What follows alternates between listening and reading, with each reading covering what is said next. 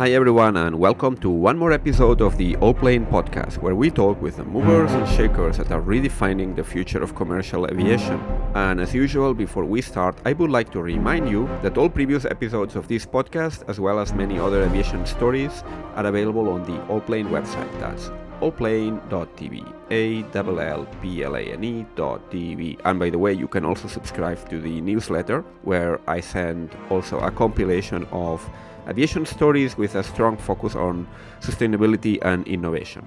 So now let's go to today's episode, because today's guest is Erik Lithun, founder and CEO of Allfly, or Allfly if you pronounce it the Norwegian way. Allfly is a startup that is designing an all-electric seaplane. Erik is a successful software entrepreneur who, after selling his previous company, started to think about how could he contribute to making aviation cleaner. Erik is based in Bergen, in the fjordland of the west coast of Norway, a place where the sea and water are always present. So perhaps it shouldn't come as a surprise that the resulting project, Allfly, took the shape of a seaplane rather than a traditional conventional aircraft. And this is in fact not the first time that we've got seaplane entrepreneurs here on this podcast. And this is because this form of transportation is now going through a sort of renaissance, since new technological approaches and new materials are making of seaplanes an interesting proposition to sort out some of the challenges of regional air mobility. And they are doing so in a way that has sustainability at its very core. So today we're going to talk about this new generation seaplane that Erik and his team are designing. It's called Noemi, short for no emissions, and we're gonna go in detail about all these different features and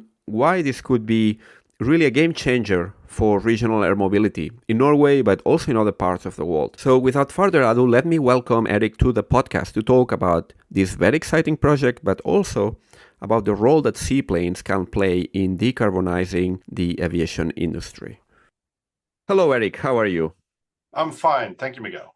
Where are you joining us from today? Today, I'm joining you from rainy and cold Bergen in Norway on the west coast. The world capital of rain, as I heard a native of the city once say. Yes. I think the record is almost 3 months of rain in one period. Wow, non-stop. Yeah, ish. So, and it's not pouring, but it's raining every day. Yeah, beautiful place anyway, because it's at the mouth of the Sandviken, which is one of the most beautiful fjords in Norway. Amazing, beautiful landscape, just where the sea gets inland and is also surrounded by mountains. So I recommend everyone to go visit Bergen, or visit Norway, but Sandviken in particular. And yeah, so it's an ideal setting, I think, to start a seaplane company, because you are the founder and CEO of Allfly. Is a startup that is developing an electric seaplane. Well, we'll talk about this, but first of all, I will ask you to introduce yourself briefly on a personal level. Who are you? How you ended up designing electric seaplanes? Yeah, well, I'm almost 50 years old, and I've been doing most of my career in a computer company and computer tech. I started a very successful computer company with my Spanish friend, Manuel Fraga, and we sold it a year ago. Not the politician, I guess. Not the politician. He has the same name as a very famous Spanish politician. He has problems with his name, but he's not the same guy. Different guy. He's an IT nerd. Very great. He's super nice. And we made a lot of money with IT company, and if I wanted to make a lot of money, I should just continue doing the IT company. But I've been working for this my whole life, and I took my pilot license on the side privately, and I started to look into buying my own plane. And since I've been driving electric car since 2012, you don't want a combustion car. You know that the electric engine is the best engine. And then I looked into different fuel, the Yeti 100LL. I looked at Cirrus. I looked at different kind of small general aviation planes. And then I discovered By Aerospace at George By. So we started to do some business deals with him about buying a deposit for 18 planes for the dealership of Scandinavia. I wanted to look into the business case of doing electric aviation with general aviation for flight school, which I think is a great, smart thing. And then as that program was extending and we knew that, okay, it will take more time, I was looking into other investments. I've invested in solar tech, in EV charging and things. Then I talked also with Heart Aerospace, and I decided in the end to do a project with Thomas Brøderschift that you have had on your podcast earlier. Indeed, yeah. He did an electric seaplane, 2-seater. And I was discussing with him, and I grew up in Bergen, Sandviken, which is, from my bedroom window, I could see the seaplane port. And when I was a small kid, I'm almost 50, then the seaplanes were delivering newspapers and mail on the coast, but they disappeared. And so I grew up seeing the seaplanes all the time, but now they're gone. I didn't know there were seaplane operations in Norway, regular seaplane operations, so recently, actually, because I mean, even if we're talking about many years ago, but still, you know. But now it's funny because it's coming slightly back, because at that same seaplane base, that is, I don't know, probably 100 years old, because it was the first aviation base in Bergen. They have a tourist operation flying tourists and sightseeing trips. So if you come to Bergen, I would recommend that you go there and book a seaplane trip, and you could go for half an hour or an hour, and you can see the glaciers, the mountain fjords, everything, and come back to Bergen. Yeah, that must be amazing. I mean, I've seen, as I mentioned earlier in the introduction, I've seen this area, been driving around, took the ferry as well across the fjord, and it's absolutely beautiful. I mean, it's so amazing, all those mountains just by the water. And there's this fjord, the glacier that you can get to the very glacier, very easy to reach. I don't know if I don't know which state it is now. I'm talking about 10 years ago, but I don't know if global warming already. It's less. You should see it before it melts. And that's one of the other reasons I want to do this project, because I love to travel. I've traveled a lot around the world, and I love to fly. And I've been like, getting my consciousness is getting worse and worse if you sit on a plane, right? So I was thinking, how can we do this green, nice? And we also looked into how can we add some of the old sexiness and the comfort. And by discussing with Thomas, we found out that a seaplane could be a great and interesting approach, because I've been looking at investments into the eVTOL space, the electric vertical takeoff space. And since I have a pilot license, I know that a fixed wing, if you try to do calculation of energy and you're going to go from A to B, a fixed wing is the best way. If you have a rotor-based kind of vehicle, you need some kind of wing. So I see that the eVTOLs are growing wings. But then we were looking into why are the eVTOLs such a hot topic? Because they were going from city center to city center. And then we did some analysis and said that, okay, 80% of world population lives less than 1,000 meters from water. So everybody in the world lives beside the water. You come from Barcelona, or you sit in Barcelona, you have the water there. Yeah.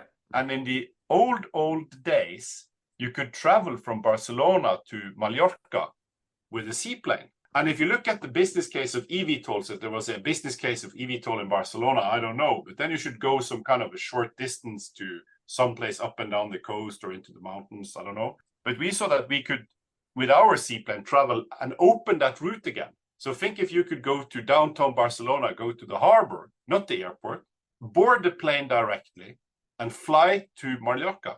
That's the dream we want to achieve.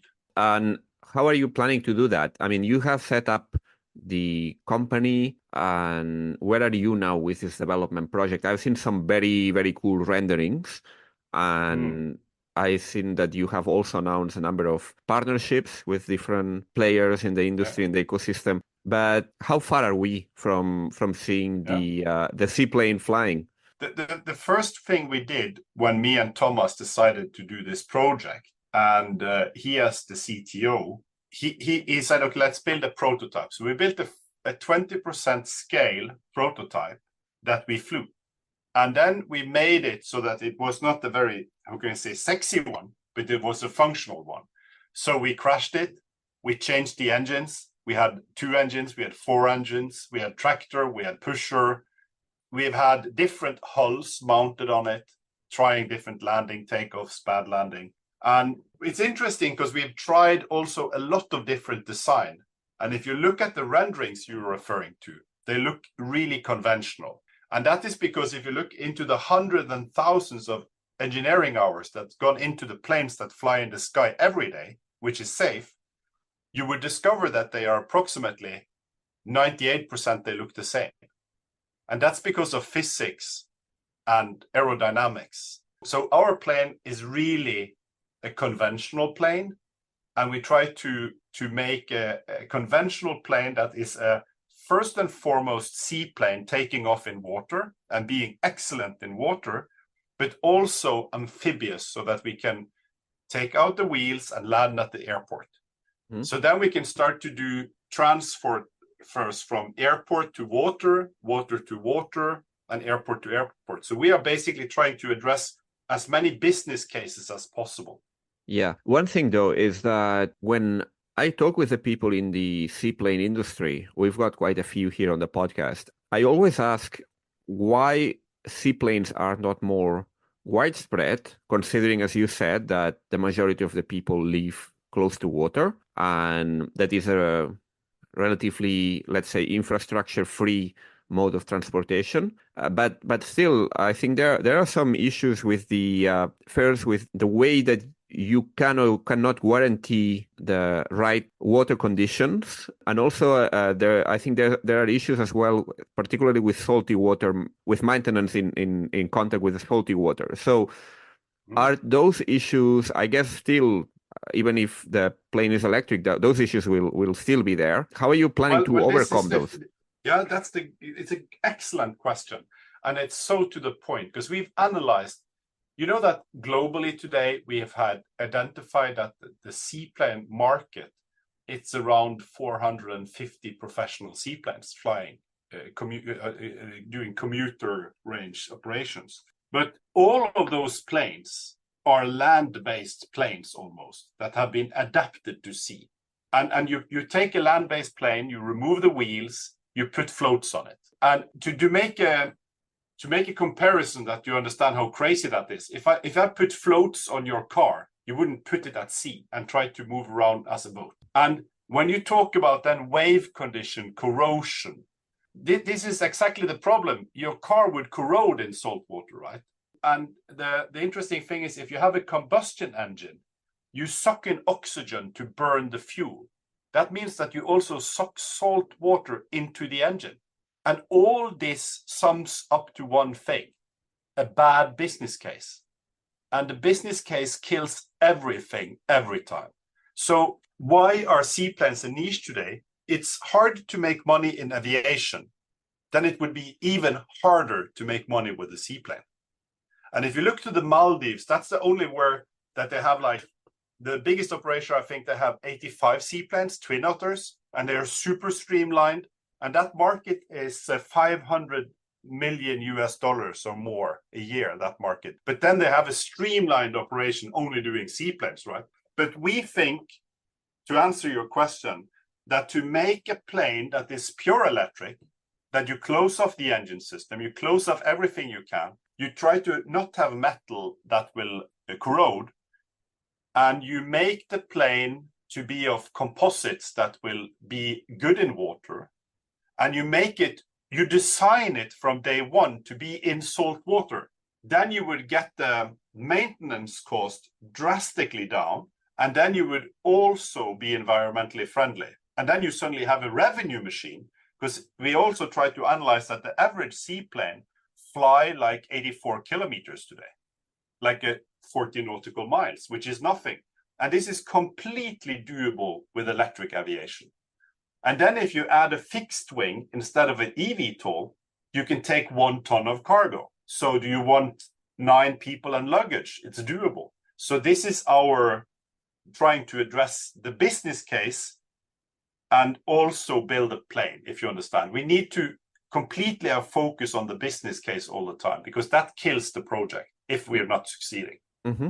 And this plane you're describing, I guess, is the NOEMI, which also stands for no emissions, and which is the seaplane you're designing. Tell us about this plane. What are the main features that you are planning for it to have?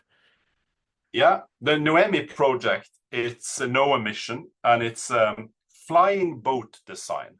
So basically, it's going 100 years back in time in the old days of seaplanes where they were flying boats. And we put 1.5 tons approximately of battery at the hull. So when you talk about wave condition, we can take off and land in much higher waves than a seaplane of today. And if you analyze the weather conditions in Norway, actually, if you go in the fjords, the waves are never high, but we don't have a problem with the waves, and we will have safe landings. Even if you have a wrong landing with our plane, it will not flip. And if you Google seaplane accidents and Google pictures, you see only two small bars at the sea because it's upside down in the water. Our plane will probably never flip because the water has the battery at the bottom. One question. One question. The problem with the wave. You planning to sort it because of the design that is more, let's say, wave friendly, or is it because of you said the weight makes some balancing there, the effect that prevents the wave? I'm not familiar with the physics of the if you look at the normal seaplane, you would imagine it's you take away the wheels, put on floats. If you have all the fuel in the wing, it's the highest point on the plane, approximately, the fuel. And then you have a heavy engine in the front, which is on the tip of the plane. And then you put some passengers inside. But if you hit that wave slightly wrong with the float, it tips over because all the point of gravity is high up. Okay. We put the gravity down on the water line in the boat. Okay. So it's more like a boat. You're more... like a boat that can take off. Yes, it is. But it's certified as a plane, and it's a plane. But the hull of a boat is also to displace the heaviness of the plane. It's approximately 5.6 tons with the 1 ton of useful load. We try to achieve a speed of 100 knots, 110, 20. 160 maybe, but that's about energy and how far you want to go. And we are working really hard of achieving a range of 200 kilometers. But that's going to be hard, but that's the goal we're working on. And so basically 1 hour flying time and 200 kilometers. Lithium-ion batteries? One of the partnerships we have announced it with EPS in the US, in Utah, Logan. And they produce battery packs. And they produce battery packs that they try to get certified for aviation. And they are fireproof and crash-proof and have cooling and heating and power in and out and management of the battery. The interesting part about that is to overstate the point in a way. I would say we don't care what's inside. We have asked them for some metrics about the weight and kilowatts and the performance, and in a way we don't want to or need to know if they have pouch cells or cylinder cells, if they have Panasonics or if they have cattle. In a way, as long as we buy the pack of them, we are looking into our weight and energy at pack level. Of course, it's interesting for us, and there is a lot of smart stuff going on the battery side. So the most important thing to say is that we are planning the project with today's battery tech. And then I want as the main investor to have positive risk of batteries are improving. And we see that actually the speed of battery improvements are going up in speed. Usually it was 2 to 3% per year, but now it actually looks like it's going to be higher than 10% each year. And that's a lot. Yeah. So basically you are battery agnostic. You can just adapt to whatever is a state of the art in a particular time period. I can just say one thing, that since we're a boat and we're heavy, we have a big hull.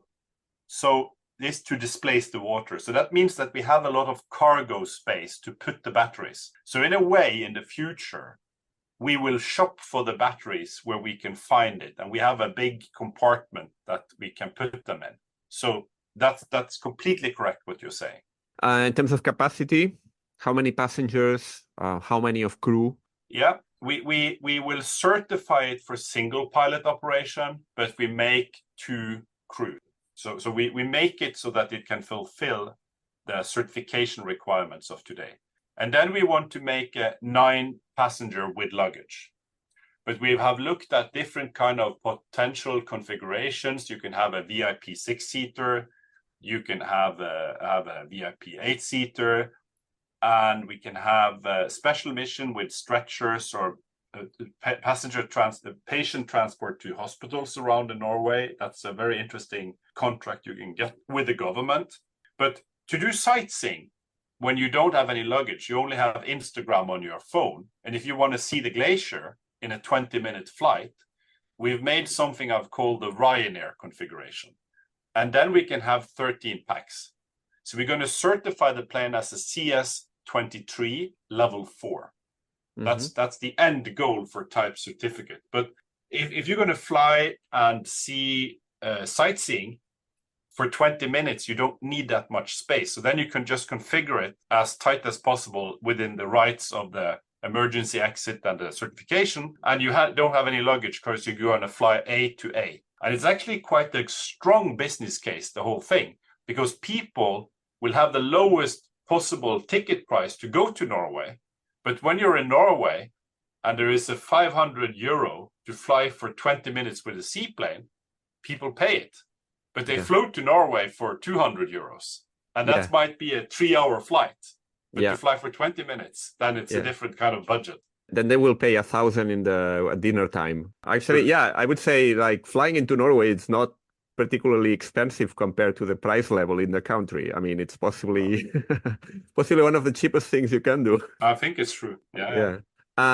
So you're planning to build it in composites. What's your industrial plan? You're planning to build it in Norway? Do you have already some sort of industrial facility to build it? It's interesting. I have a meeting later today because we're looking into buying some stuff. I will buy as the investor, but the company will rent. But yeah, we are planning to build the prototypes in Norway. And if this is a part to save the planet, we should be able to scale up as much as possible. So if we get a type certificate for this plane, and we show that this is a revenue machine, and we show it's zero emission, and you see that you can address the city centers, then I hope it might be that somewhere in the future we will partner up with a company that can really scale produce it. I mean, if it's Textron, if it's Embraer, it's de Havilland, it's Boeing or Airbus or ITR. I mean, I'm open, because if we show that this is a way to get emission down and people flying safe and without any polluting, then we should be open to scale up the best possible way. But if nobody's interested and this is a niche, we should produce them in Norway and in other European. It's not like we will produce every part in Norway. You buy avionics, you buy the wing produced, and you assemble. So it's been a combination. How many people you have now working in the company? The extended team with also consultants is, I think it's more than 25 now. We have people with background from Dornier. We have people with background from Heart Aerospace. We have people with background from Pilatus. So it's interesting team, really strong team. But my goal is to try to have the team as small as possible the longest time. Yeah, makes sense. I really would like to have a small team. To stay lean. One thing is the burn rate, of course. And the other thing is also the possibility to be agile and a bit smart. Prototype fast. I really want to try to achieve that. And I guess you are privately funded. I mean, you mentioned you have invested personally in this venture. Do you have also some VC capital or some seed capital investors? The Norwegian state has given us a combination of different things of a total soft funding of $10 million ish. And the rest of the budget now is guaranteed by me. But we are in a funding round now of getting $15 to $25 million funding. So we're looking for some VCs to match us. But we are a bit lucky, since I'm like the rich uncle here and the main investor and the driving force, that we are not desperate. So we can be a bit picky and find the ones that we try to really want to work with. For this is a long-term project. It's 10 years. We need to partner with the people that understand that this is aviation. It's going to be hard, and it's going to be fun, and it's going to be doable, and be an investment that will pay off. What's the time frame? What are the next milestones? Yeah. Certification, and next the end level boss in the end. That is type certificate for a certified CS23 level 4 plane. That is like a commuter version of a Twin Otter or a Cessna Caravan. That's the end game. To get there, we need to build some prototypes. And in the program, we will build at least 3, maybe more. But that is something we will learn when we build the first conceptual test vehicle. And that is the project that is, in a way, funded now and started. And we're looking into the different kind of potential vendors and to try to achieve a critical design review to lock the design and build that prototype. And that prototype we hope to fly in 26. And so you see, we don't have much time. So 26 would be for prototype. I guess then it would take maybe a couple of years to get certification, provided that everything goes well. 2030, we hope to have a type certificate. So that's 7 years from now. Okay. And if you look that we've started this project in 2020-ish or something, then you see that we actually use around 10 years, which people say that if you're really a genius and you have a lot of experience, you can certify a plane in 8 years. But we've been working 2 years-ish already. So we'll end up with being, something around smart, I hope. So we are talking about the year 2030 approximately for entering into service. Have you been out there talking to potential users of the seaplane, airlines, charter operators? What's the reaction of the market? What's the feedback you are getting? Yeah, it's interesting because we try to learn as much as possible, and we've done a lot of research with operators. There is a seaplane pilot working for us, and he's been flying in Alaska, Africa, Norway, firefighting with seaplanes. He's a brilliant guy, Jeremy. And he has tried to summarize all the input from what is the issue of today's seaplanes operators and pilots, and what do they want. So we try to design our plane to fit into their market. And I had a talk with like Tailwind that operate in and out of New York, and they have an existing market. It is a niche, but if I were coming there selling him electric seaplanes that could do some of their mission, not all of them, he would sign up LOIs to buy some of them. And we haven't done that. And that is because we think that we do a bit like Joby, that we say, okay, we're going to produce this aircraft and operate it. We're not going to operate it alone. We're going to do it with partners. But we think that if you have a slightly different product, an electric seaplane will not fit into the same organization as one that is doing combustion engine and fuel. So we think that you should do it from a branding perspective of getting a premium price and getting a zero emission thing, but also to that will be a slightly different kind of organization around it. So we want to have an AOC and work together with partners that know the local market. But this is something we are still discussing and finding out what will be the best business case. So we look into different kind of franchise approaches to this, and so that would expand globally. That would be initially, I guess, in Norway that you would operate this network. Well, Norway it's outside our door, and for the business case of flying tourists, you fly during the summer period, you fly when it's nice weather, and you have high revenuing people. So, and it's a very simple operation of having one base flying in and out all the time. And this is a way to build flying hours commercially to help you certify and develop the scope of operation for the plane. But if we look into where you should go from the market size, it should be the Maldives.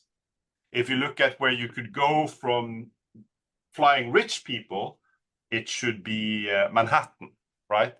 But we've also looked at different places in the world and had discussions with people in Indonesia.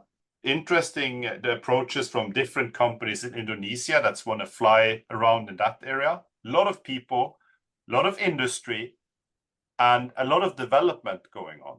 But then you have like the coast of Monaco, Paris, down to Barcelona. You have Seattle area. You have the Miami area. You could also do things in Dubai. I mean, there is a lot of places where you can see that seaplanes are operating in a niche, but will expand if there came a seaplane that could have a better business case for the operator. So what are the next milestones that we can expect from Allfly? The next milestone we're going to achieve is we're probably going to fly a scale, kind of 20% scale version of the plane we will build before we go into the last design review and lock the design. That's the next milestone. But we are also doing milestones where we're discussing with different companies for suppliers. That's interesting milestones to decide on engines and decide on different kind of composite partners.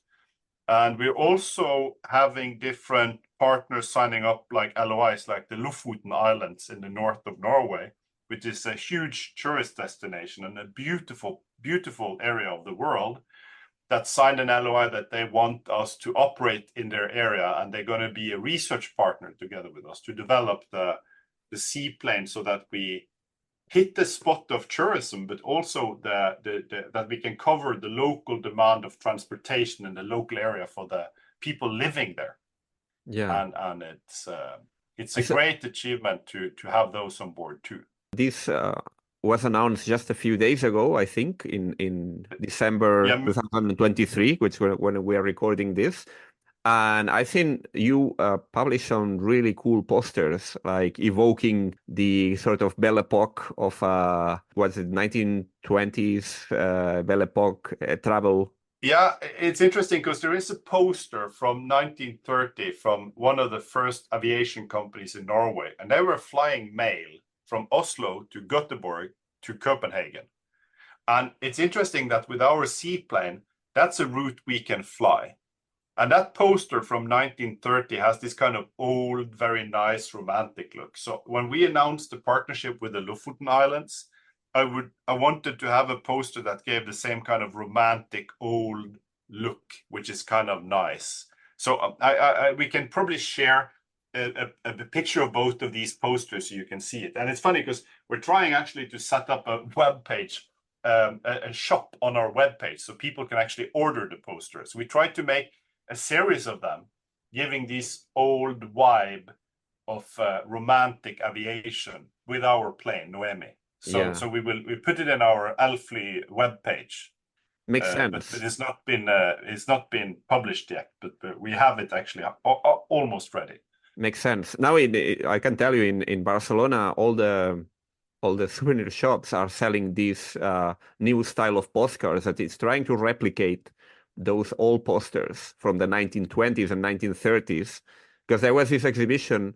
There's like an art center where they had this exhibition recently about the tourist art of that time, and someone must have liked it a lot, and now they are selling all those postcards all over the place. So that's definitely a good idea that you have. Then I need to show you the poster of because we made a poster from Barcelona. Oh, nice. We can post that on the show notes. We must post it on the show notes so that you can see it. Yeah. And I will show it to you now so you can get the reaction of this one, because it's an interesting one. Let's see if I can. I will share it on the screen so you can see it, and then you can say what you want. It's okay. It's a retro poster because there is an originally old one which has approximately the same kind of Una Hora Palma Barcelona. So we tried to make this Aviones Noemi kind of like Spanish style of a retro poster. And then we have a different one here. Oh, nice. So Japanese style. Yeah, more of a cartoon. But we won't release all these posters now. But we will release some. But we can maybe show the Spanish one on since you're in Barcelona, it's a cool thing. Yeah, no, definitely. Yes. You did the design yourself in-house? Yeah, we have a partner that helps us with design things. So we made this as a retro thing. They're super nice guys. So they gave us the thing. Oh, that's a seaplane. That's a different thing. But all right. You should definitely create your merchandising collection. Yeah, I'm put sure it on the webpage. Would be popular. Yeah, very cool. Very good. So, Eric, as you know, there is at the moment, I don't know if to call it controversy, but a bit of debate about what's the best solution to decarbonize aviation. And we know batteries have limitations. Obviously, that doesn't apply to some segments, as like the one you are in, because possibly most of the trips would be well between range. But what is your view about let's say, the broader future of the electric aviation sector? Do you think it's gonna make enough progress so that we're gonna see larger aircraft being electrified, or that's gonna remain more of a niche segment between the industry? This is a good question, and I think that in the really short term, there will be more and more sustainable aviation fuel. But let's be honest, that's like a short-term solution that isn't really cutting the CO2 emissions. It's a way of reducing it slightly, but not removing it. And if you look into electric aviation, I think that there will come small planes first, like the electric cars that start with the small cars. And now you can buy a Tesla Model X that is a huge electric car. There is electric trucks, there is lots of buses, but they didn't start with electric buses and the big electric trucks, right? So the same for aviation. It's going to be the Cessna Caravan, the kind of Twin Otter, that kind of small size first, and it will grow from there. And when you talk about the market between the short hops of these small planes and the long haul, what's there? And a lot of companies are doing hydrogen. I'm not a huge fan of hydrogen. I've been accused of being a hydrogen hater. I'm not. I'm open to hydrogen, but it has a really bad business case. And as I say, the business case kills everything every time. So I think you have to work on the business case of hydrogen. Can maybe work in the future. Will there be kind of, in ships, they try ammonia? If you go into the like science fiction area, where can you go? In Norwegian ships now, they're trying out ammoniac, I think it's called in English too. Ammoniac, is that correct? I think it's ammonia, yeah. Ammonia? Yeah. And I don't know, but if you're really gonna lift your eyes and think like, what's far into the future?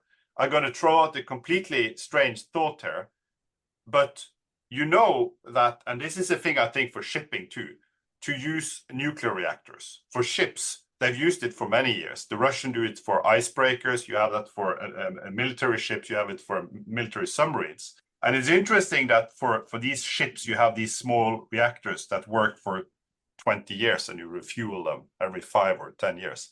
And you know that both the US and the Russians tried to make nuclear planes in the 50s when nobody cares, and it was like that. So if you're going to really try to say what's the most crazy thing I could say is that somewhere in the future there might be a plane that you build and it has fuel for 20 years and it lands again. Maybe. I don't know. That's my craziest thought for today. Yeah, I don't know. Just trying to figure out like the idea of having this small nuclear reactor flying overhead could be, yeah, why not? Way to think.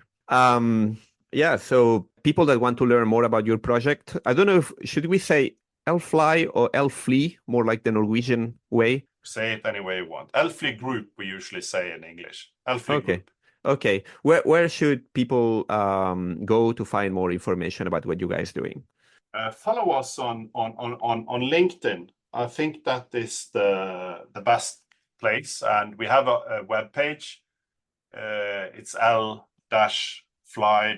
but we're going to change some of the branding of the company pretty soon. We're going to do some change on the name. Noemi will probably be more and more used since we're a no emission company. So that's the future. But LinkedIn is a great place to follow us. Excellent. Well, I'm going to post a link then so that people can find it easily. Well, thank you very much, Eric, for your time today and for sharing insights about this very interesting project that you are developing. Wishing you all the best and much success. Thank you. And for everyone else, go check the notes for all these posters and links and all of that. So thank you very much. Bye. Thank you. If you like this podcast, you can support us by giving it a great rating on Apple, Spotify, or whichever platform you get it from. And remember, you can, of course, subscribe to it. And you can also get regular updates through the Allplane website. That's Allplane.tv. We have a newsletter where we cover the aviation industry every week with a special focus on innovation and sustainability. So give it a go. Thank you and goodbye.